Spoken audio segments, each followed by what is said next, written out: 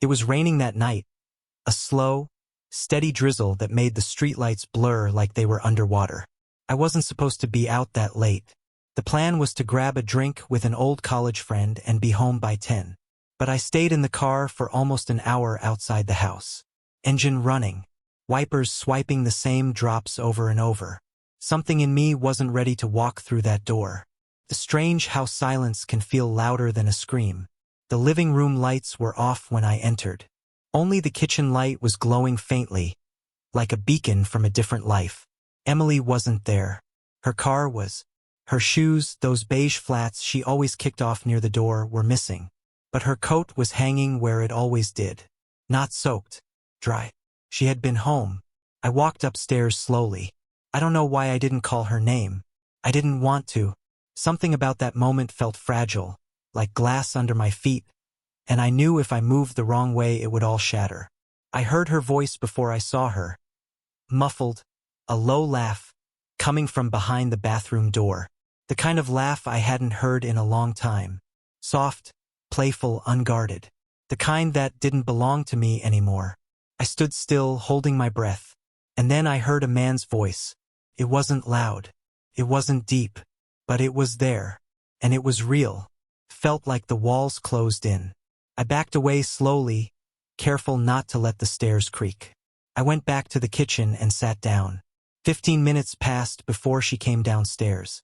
Hair damp, fresh hoodie, barefoot. "Oh," she said, startled when she saw me. "Didn't think you'd be back this early." No apology, no concern, just a note of irritation, like I'd interrupted something she had already decided belonged to her. I asked, quietly, "Who was in the bathroom?" She blinked, paused, her hands folded over her chest. "No one," she said, like it was a script she'd rehearsed. "I was on a video call. Kayla." She had a meltdown about her ex again. Her tell was the way her eye twitched slightly when she spoke too quickly. I'd seen it before, when she was late to our anniversary dinner 2 years ago and claimed traffic, even though the GPS said otherwise. When she said she didn't remember promising to visit my parents last Thanksgiving. I nodded, not because I believed her, but because I wanted her to keep lying. I wanted to see how far she'd go. I wanted to see what she thought I was worth. She walked to the fridge, poured herself some juice, and leaned against the counter. She didn't ask me how my night was. She didn't look nervous. She looked bored, tired, like I was dragging her into a scene she didn't want to act in. "Are we really going to do this tonight?" she said finally. "Because I have a headache and this feels a little paranoid." I asked again, softly, almost pleading this time. "Who was in the bathroom, Emily?" She exhaled sharply, annoyed. "No one. Jesus. Can you stop?" I stood and went upstairs. The bathroom was empty, of course. Window open. Damp towel on the floor. 2 glasses on the sink. One with lipstick. One without. I stared at them for a long time. Then I opened her laptop. No password. She trusted me, I guess. Or forgot. The messages were all there. Slack. Private threads. Messages from a user named Bamandasarais. The way he spoke to her made my skin crawl. Not because it was dirty, but because it was intimate in a way that used to be mine. He knew about her habits, her moods, what she liked to eat after 9. He told her she was brilliant, that she deserved more, that I was comfortable furniture. I read every message, every photo, every detail. They'd been meeting in hotels, during lunch breaks, after yoga. One message from her. "He thinks I'm out shopping for throw pillows. We're in room 416. Come quick." I remember exactly how my hands looked on the keyboard. Still, pale, hollow. When she came upstairs 20 minutes later, she didn't look surprised to find me at her desk. She stood in the doorway, arms crossed. "So what now?" she said. "You're going to cry? Threaten me? Post about it online?" I didn't say anything. I clicked one more time. Opened the HR portal from her company. Drafted a report. Attached screenshots. Her laughing about how she manipulated PTO to spend a week with him on company strategy retreat. She stepped forward, voice sharper. "Let's be mature." That was the moment. The sentence that finished everything. Let's be mature. So I sent the screenshots to HR. And now I wait. The next morning, the house was too quiet. Not the peaceful kind of quiet, but the suffocating, sterile type that made every floorboard groan louder than usual. Emily didn't come to bed that night. She stayed in the guest room. I heard her move around, open drawers, pace. At 3:12 a.m., the door clicked shut softly. She left. I didn't follow her. I spent the night on the couch, laptop open, reading through the messages again, as if rereading would change the outcome. They never do. There was one message that hit harder than the rest. One where she wrote, "He doesn't challenge me. He just exists." That was me. The man she lived with, shared vows with, shared a mortgage with. I just existed. The response from HR came by noon. Brief, cold, efficient. The kind of corporate voice that knows it's about to bury something deep under NDAs and department shifts. Thank you for your submission. We take such matters seriously. This will be escalated to the appropriate team for internal review. I imagine Brian reading the email, the smugness draining from his face, the panic setting in. Emily's name tied to his, both of them dangling in a gray zone of inappropriate workplace behavior and ethical misconduct. She came home around 2 p.m. I was still in the same clothes. She looked fresh, smug, too put together for someone who'd been publicly exposed. She dropped her purse, stepped into the kitchen, and poured herself a glass of wine like it was just any other day. Then she turned to me. "You really did it?" she asked. "HR." I nodded. I didn't need to say anything more. She snorted. "You think they're going to fire him? He's the only one holding that mess of a department together. They'll slap his wrist and tell him to cool it for a few weeks." I watched her. She wasn't panicking. She wasn't afraid. She was testing me, seeing how far I'd go. "You don't feel anything?" I asked. My voice cracked, but I didn't care. Not guilt, not shame, nothing. Emily sipped her wine. "You should have said something years ago, Matt, about how bored you were, about how you settled into this bland, passive version of yourself. You let the routine swallow you whole and then looked surprised when someone noticed I was still alive." The words hit like broken glass shoved down my throat. She was rewriting history, making my loyalty a weakness, her betrayal a justified correction. I stood. "You could have left." She smiled, lips tight, like it amused her. "I didn't want to give you the satisfaction of being the victim." And that was it. That was the moment I knew it wasn't about Brian. It wasn't about lust or love or whatever excuse people lean on when they fall apart. It was about power. She wanted to win, even if it meant burning down the life we built. She wanted to watch me crawl out of the wreckage and know she had struck the match. So I told her. I sent the screenshots. Everything. Messages, photos, timestamps. I also copied your director. And legal. That flickered something in her. A tiny crack in the armor. She swallowed. Her posture changed. The wine glass shook slightly in her hand. "You didn't," she said, voice low. I nodded. "And just for the record," I added, walking to the door, "I wasn't bored. I was loyal. There's a difference." I left. No bag. No wallet. Just my keys and the weight of what had shattered. Out there, the rain had started again. Not heavy. Just enough to make the air smell like change. I stayed at a motel that night. The kind with a flickering neon sign and a reception desk behind bulletproof glass. The room smelled like bleach and television static. I didn't care. I dropped onto the bed fully clothed, stared at the ceiling, and for the first time in months, I didn't feel numb. I felt hollow. Sleep came in pieces. I kept seeing her face. Not the woman I married, but the one from last night. The one who twisted my quiet devotion into a punchline. I remembered how she used to trace circles on my wrist when we watched movies. How she once cried when I was sick, saying she didn't know what she'd do without me. Were those real, or were they rehearsals? In the morning, I turned my phone back on. 12 missed calls from her. For texts. 1 voice note. I didn't open any of them. Instead, I called Mark, my best friend since we were 14. He picked up after one ring. "You good?" he asked, no preamble. "No," I said. "Not even close." He offered his spare room without hesitation. Said I could stay as long as I needed. I told him I'd be over by noon. But first I went home. When I walked in, she was sitting on the couch in silence. No whine, no smirk, just her, in leggings and one of my hoodies, staring at the blank TV screen. "You didn't answer me," she said, as if that explained everything. I didn't sit. She stood up, walked toward me slowly, her eyes scanning my face like she was searching for a crack in my resolve. "You ambushed me," she said. "At work. That was personal. You brought them into our marriage." I laughed, a bitter, humorless sound. "You brought someone else into our marriage. I just sent an email." Her lips twitched. It wasn't serious. It was escape. Escape from what? Me? This house? The life you built with me? Then why stay? She opened her mouth, closed it, then said the one thing I didn't expect. "Because I wanted both." There it was. The raw, selfish truth.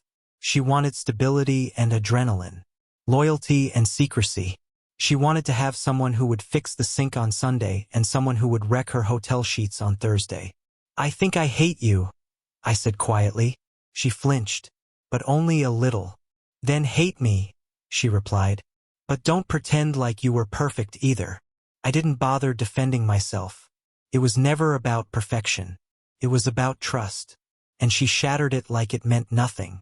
She stepped closer, tried to reach for my hand. "We can still fix this." I pulled back. "You don't fix a house after you burn it down, Emily." I walked past her, headed upstairs. I grabbed what I needed, my documents, some clothes, my laptop. As I zipped my bag, I saw the photo frame still on the nightstand. Our wedding day. I picked it up and turned it face down. She was standing by the doorway when I came out. "What do I tell people?" she asked. I looked her in the eye. "Whatever helps you sleep. But if Brian gets fired and your name goes around legal, well, maybe you'll finally have something real to cry about." I walked out. She didn't follow me. That was the first moment I felt free. Mark's place was a small apartment above a sandwich shop. The stairs creaked, and the heater made a low humming noise, but it was clean, quiet, and most importantly, it didn't smell like her. I dropped my duffel bag in the corner and sat on the edge of the futon in his spare room, staring at the wall, unsure of how to start existing again. Mark handed me a coffee and sat down across from me. "You don't look angry," he said. "You look scraped out." That was exactly it. I didn't feel explosive anymore. I felt carved, like someone took a melon baller to the inside of my chest and scooped out all the parts that used to care. She smiled. I told him. When I found out, she smiled like she'd been waiting for it. Mark shook his head. "You know what that is, right? That's someone who already rehearsed the fallout in their head. She had the ending written before you even opened the first scene." That hit hard, because it was true. I spent the next few days moving in silence. Wake up, shower, avoid texts, try to work, pretend food had flavor. Every hour was a reminder that life didn't stop just because everything I believed had been a lie. Emily didn't call again, but her name started appearing in emails. Legal CC'd me on an update. Her access to certain systems had been restricted pending the review. Brian had been placed on administrative leave. My screenshots had done more damage than I'd even realized. It should have felt like justice. Didn't. Just paperwork and policy and two people learning that consequences don't always come with a warning label. Then, on the fifth night, she showed up. I heard the buzzer ring and assumed it was food delivery. But when I looked down from the window, I saw her. Standing there, arms crossed, hoodie pulled over her head, eyes locked on the front door like she could burn a hole through it. I didn't want to let her up. But Mark wasn't home, and my curiosity betrayed me. She didn't wait to be invited in. She brushed past me and sat on the futon like she lived there. "I lost everything," she said. I didn't respond. I leaned against the wall and crossed my arms. "They're making me take a leave," she continued. "Might be permanent. Brian's probably done. His wife found out too. She called me. screamed for 10 minutes straight, then sent screenshots to my sister. That caught my attention. Your sister? She laughed bitterly. Yeah, turns out, she's got more of a spine than I thought. Called me disgusting. Said I ruined the one decent man she ever trusted me with. I stared at her. Why are you here? She stood slowly, walked over, eyes wide and watery, but not crying. She never cried unless there was someone to catch the tears. Because I don't know what I am without this marriage, she whispered. Without you. That should have felt like an apology. But it wasn't. It was desperation. A plea for identity, not forgiveness. You weren't married, I said. You were performing a role. And the moment the cameras stopped, you went backstage with someone else. Her jaw tightened. You're being dramatic. I stepped forward. No. I was dramatic when I spent 3 years defending you to my friends. When I ignored every red flag because I believed in us. Now, I'm just done. She looked like she wanted to slap me or kiss me. Maybe both. I gave you everything, she said, voice rising. I let myself shrink to fit inside your version of love. I smiled, dark and hollow. No, you shrunk because your loyalty couldn't breathe next to your ego. She left. No goodbye, no tears. And that night, for the first time in a long time, I slept. Not peacefully, but solid. Like a foundation was slowly being poured where something used to rot. The morning after she left Mark's apartment for the last time, I didn't wake up with dread in my throat. I wasn't happy, but I wasn't paralyzed either. The sky looked gray through the blinds, but it didn't feel like a warning anymore. Just weather. I made coffee, ate a banana, and stared at my phone like it was a minefield. There were no new messages. I opened my email. Legal had followed up with a formal statement. An investigation was underway, and HR would be conducting interviews. I wasn't a part of the company, but because I'd submitted irrefutable digital evidence of a potential breach of ethics, they would keep me updated as a courtesy. A courtesy. I imagined Brian in a cold office, being asked if he really thought the company's devices were invisible. Emily sitting across from a woman in a suit, trying to explain how her role in marketing somehow justified hotel stays and hidden expense reports. They deserved every second of it. And yet, the part that surprised me the most was how little I cared by then. Not because I forgave them, but because they had taken so much already, and I was done giving. Mark came home that night with a pizza and 2 beers. He didn't say anything at first, just handed me a slice and sat across from me. Ran into Kayla, he said after a while. She knows. Everyone does now. Emily's version of damage control didn't hold. I raised an eyebrow. What's the story? She said you hacked her messages and sent lies to HR. Called it an act of emotional sabotage. I laughed. Hard. She really said that? She did. Loudly. At a bar. To a guy who then immediately texted me. Of course. We ate in silence for a bit, before he asked, You ever think about going back? I didn't answer right away. Not because I was considering it, but because I was wondering how he even thought to ask. No, I said finally. Not once. He nodded. Good. But that night, I did think about the version of me who might have said yes. The man who'd stay, who'd listen to her monologue about escape and adapting, and let his spine dissolve into compromise. That man scared me more than she ever did. I made a list that night, on my phone, just for me. Things she took without asking. Trust, time, confidence, laughter on Sundays, sleep, things I'm taking back, my future, my name, my choices, my voice, my peace. When I finished typing, I put the phone down and stared at the ceiling again. But this time, not to search for answers. This time, I just let it be blank. There was something healing in that. 2 weeks passed. The fallout had begun to ripple. People I hadn't spoken to in years started texting. Some were subtle. Hey man, saw something wild. You good? Others dove straight in. Bro, what the hell did Emily do? Word had gotten around. I hadn't told anyone but Mark, but Emily's drama spread like oil across water. It was everywhere before I could decide how I felt about that. I ignored most of it. Not because I was embarrassed, but because I was tired of letting her name take up space in my conversations. Then I got a call from her father. That caught me off guard. We'd never been close.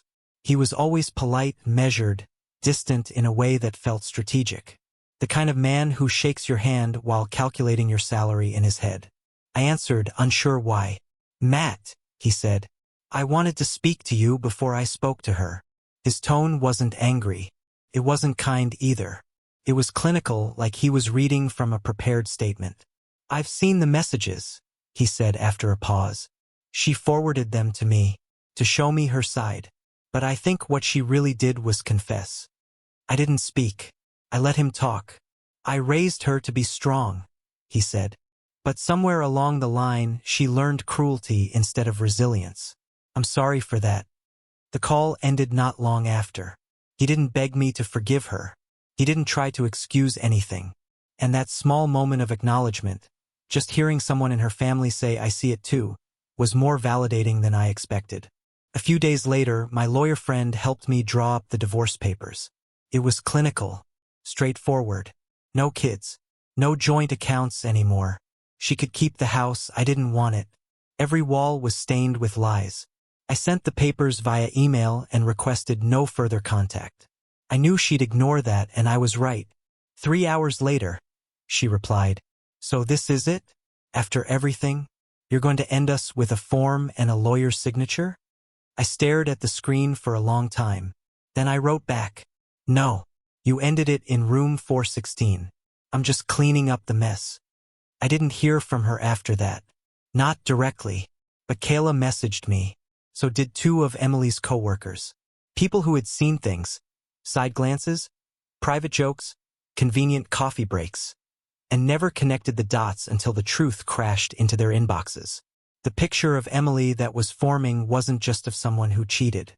It was of someone who manipulated, maneuvered, calculated. She had lied so smoothly, people believed her even when she said the sky was green.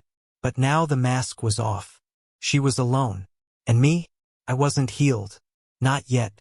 But I was in motion. I signed the papers that evening. Sent them off with a finality I hadn't known I needed. And then I made a promise to myself. No more apologies for being kind. No more softness used against me. No more shrinking to make room for someone else's chaos. Next time, if there is a next time, I won't just love hard. I'll love wisely. I got the notification at 3:47 p.m. Document signed by Emily R. The divorce papers were finalized. Just like that. A ping, a click, and 6 years of shared history reduced to digital paperwork and awkward silence. There was no message from her. No I signed. No goodbye, no last stab at control. Just the silence of a woman who'd finally realized the curtain had dropped and there'd be no encore. It should have felt like relief. And in a way, it did. But there was a strange ache beneath it all. Not sadness.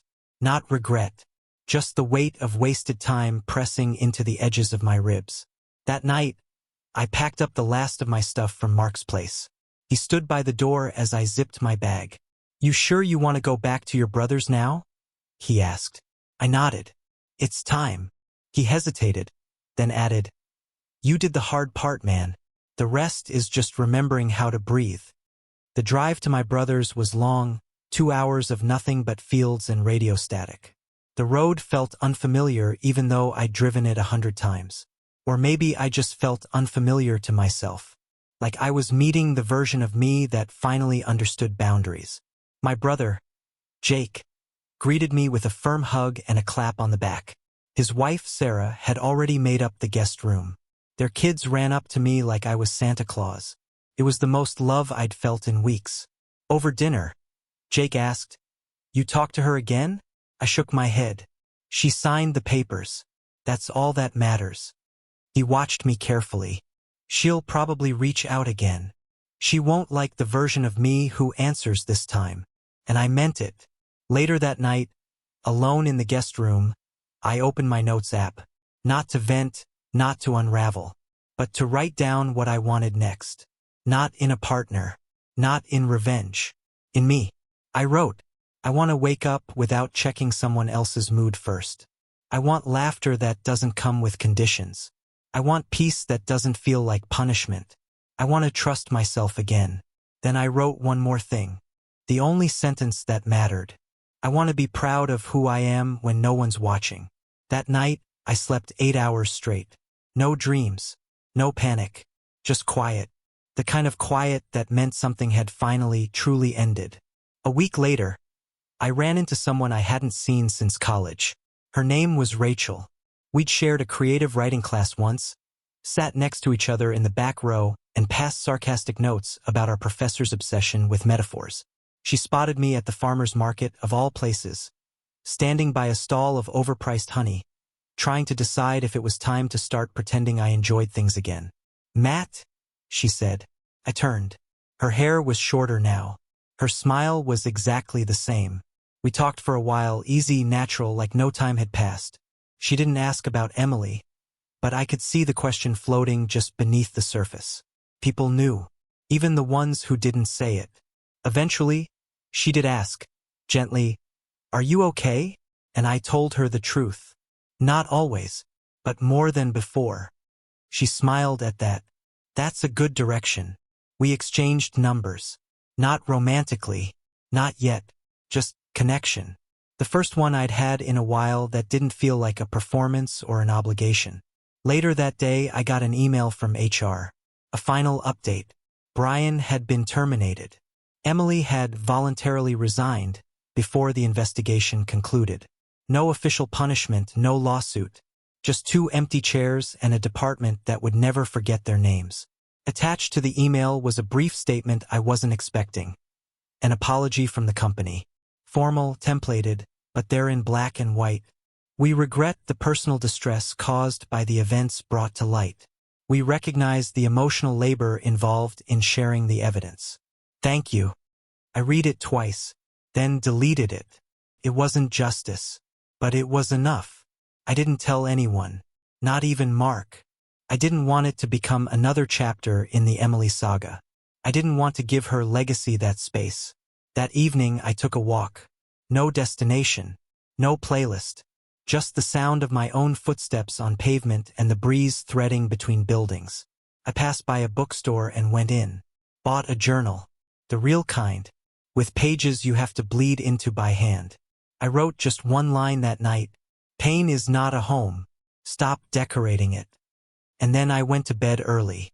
No pills, no distractions. And for once, I didn't feel like I was surviving. I felt like I was beginning. The strange how healing doesn't announce itself. There's no parade, no dramatic music cue.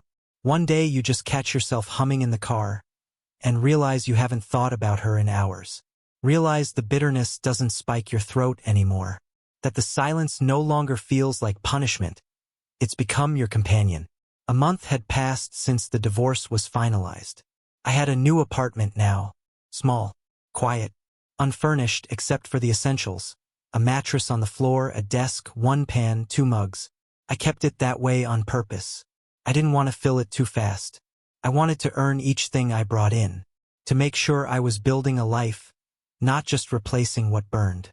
Mark helped me move in. He brought a plant and set it on the windowsill. "Name him something dramatic," he said. "Like Fernando." I named it Peace. The first frame thing I hung on the wall wasn't a photo. It was the list I'd written in the guest room at Jake's. I printed it, bolded the last line, and centered it above my desk. I want to be proud of who I am when no one's watching. I got a job offer too, remote, more flexible, better pay. It wasn't even something I was searching for. An old colleague reached out after hearing about what happened. Said he always respected how I handled pressure. He didn't say Emily's name. That alone earned him my loyalty. And Rachel? We got coffee once. Then again. And again. We never talked about relationships or pain or what we were recovering from. We talked about books. About weird dreams. About how adulthood was just surviving one weird phase after another. She made me laugh. And I didn't feel guilty for it. That's when I knew I was finally detaching from Emily. Not because I hated her less, but because she didn't define what came next. I checked my junk folder one evening by accident. There it was. An email from her. No subject line. Sent 3 days earlier. I opened it. You were right. I lost everything. I don't know who I am anymore. I thought you should know I'm sorry. No signature. No follow-up. I stared at it for a minute. Then I closed it. Didn't respond. Didn't forward it to anyone. Didn't scream or cry. She was a closed chapter. A burned page. And I was already writing something new. That night, I poured a glass of water. Sat by the window. Watched the streetlights blink like signals from another world. And I let it all go. 6 months. It's been 6 months since she smiled in our kitchen and said, "Let's be mature." I remember the way those words landed. Heavy. Condescending. Final. Like she thought she had already won. Like dignity was a costume she could still wear after tearing everything apart behind closed doors. But the truth is, I did something better than mature. I survived. I rebuilt. And I refused to let her version of me become my future. Today, I signed the lease on a new place. Not just another apartment. A home. It has light. It has air. It has nothing she's ever touched. I painted one of the walls deep blue. Not because it matches anything, but because it made me feel calm. I hung pictures that actually mean something. Friends. Family. Me standing at the edge of a cliff in Colorado. Smiling. Arms open like the world couldn't hold me back. Because now it can't. I don't think about her when I wake up anymore. I don't check my phone for apologies or excuses or veiled attacks in polite language. I stopped trying to win a fight that wasn't mine to begin with. She wasn't a battle. She was a lesson. And I learned. I learned that loyalty without boundaries becomes a cage. I learned that love isn't about endurance. It's about truth. I learned that you can give someone everything, and if they're starving for power, they'll still call it not enough. But most of all, I learned how to stand in the aftermath of betrayal and not crumble. A few nights ago, I ran into Brian. Not by plan. Not with intention. I was at a bookstore. He looked smaller in person than I remembered. Not physically, just reduced. Like the arrogance had been peeled away, and now all that remained was someone who used charm as armor and didn't know how to function without it. He saw me. Froze. I nodded once. Kept walking. I didn't need closure. Because I was closure. Emily never tried again after that last email. Maybe she knew. Maybe someone finally told her what no one ever had before. That the person she walked over was the one who kept her from falling. And now I don't just exist. I live. I laugh without thinking about who's listening. I love my solitude, not because I'm hiding, but because it's mine. And if someone comes along again someday, they won't be walking into the ruins of who I was. They'll be meeting the man who walked out of the fire on his own terms. So here's my final word to the version of me that stayed too long. Thank you for holding on. But it's time to let go. You made it out. Now go live like you did.